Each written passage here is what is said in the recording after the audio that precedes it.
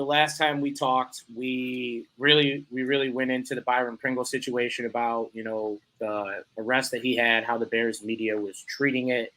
They were really quite, just knocking his top off in the press conference about the questions. And I haven't seen any press conferences for the two recent arrests, but both had to do with firearms, both like avoidable situations, kind of like what we were talking about before we started the show. Like, if you have a state where you can legally purchase a firearm and get a FOID card, as a professional athlete, this should be an issue that you never come across. But across the news desk since the last time we talked, Bears wide receiver David Moore was arrested. This is, I want to say 4 or 5 days ago. And then a day after we just recorded our last podcast on the 25th, linebacker Matt Adams was also arrested with a gun charged with misdemeanor firearm possession. So, I mean, couple things, like, all three of these guys were brought in by Ryan Poles. So right out of the gates, like, that is, it's kind of alarming, right? Like, you see many different GMs over the years and you don't see this many arrests or this many issues. And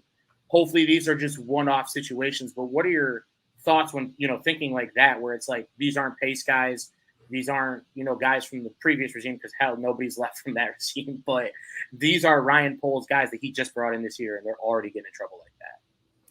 Yeah, I mean, I guess I'll go first here. I think it's hard to really put too much blame on Poles because it is a blemish right now, and I know a lot of people are looking at it as like, hey, what are you doing signing these guys? Like, they're just getting arrested and doing dumb things. But it's hard to really put it all on him because it's like at the end of the day, these are grown men and they make their own decisions, and they made some fucked up decisions.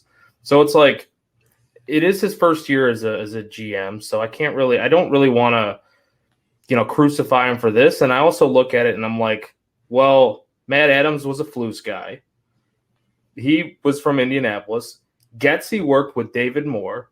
And then Poles had Byron Pringle. So it's like, one of each of these guys, they came from one of each of these different, two of the coaches and then one from the GM. So to me, it's like you can kind of put blame on all of them. If you really want to blame somebody, you can blame all three of those guys, the offensive coordinator, Getsy, you can blame Eberflus, the head coach, and you can blame Ryan Poles if you want to. But at the end of the day, it's like, make better decisions. You guys are pro athletes. Like, what are you, getting messed up, passing out at Taco Bell in your car and like while you're eating your soft potato taco? Like, what's going on, dude? Like, we got to do better than this. We're a pro athlete. Come on. He's got a Crunchwrap Supreme just messed in his lap. Yeah, just hanging out in the passenger seat. Like, come on. I feel like some of it is like when you're signing that third, fourth rung of free agents, like they, had to settle for. You get what you pay for on some level of it. And, you signed a bunch of these minimum contract guys basically, and you get a few arrests out of it. Like, I don't think there's any reason to raise a red flag on Poles yet, but there's a lot of little things that are starting to add up that are pushing towards a red flag for me. Like, the way the mystery around the stuff with Larry Ogunjobi, the arrests now, and the Soup Campbell firing, and how like it was kind of handled. Like, I don't have an issue that he was fired. I have a bit of an issue on the way it was done from what the reports were.